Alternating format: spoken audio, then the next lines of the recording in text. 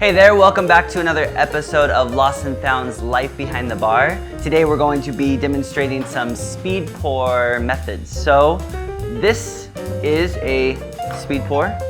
We use this for free pouring any kind of spirit while we're making cocktails. This is usually really good for if we're busy and we need a controlled amount of alcohol to go into the shaker or the mixing glass. So this has a little hole here. You can see this is just to help the air flow and control the amount of liquid coming from the bottle. We usually, when we speed pour or we free pour, we'll usually grab the bottle and just flip it straight up and down.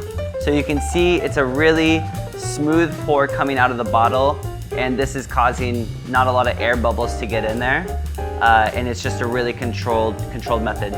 We can also close this the air hole here, and this will slow down the pour in case we need a more controlled pour, maybe into a jigger or something. So if I just need 15, I can stop it by closing it there.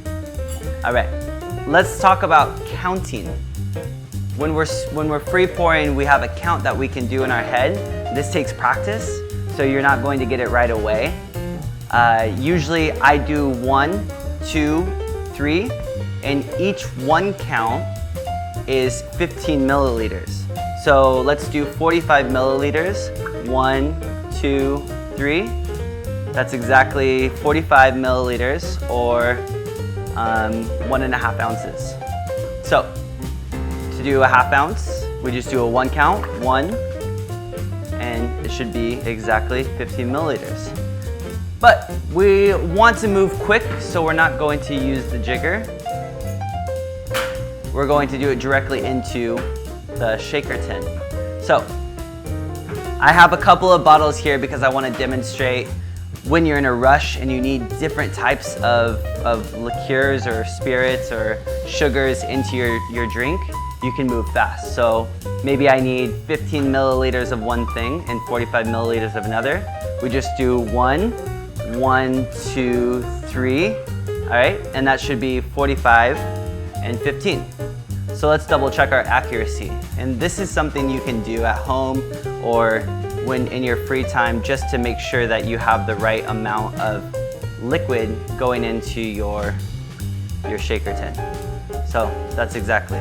Might be a little bit extra sometimes, but that's pretty spot on. So you can practice this. It's gonna take a little while.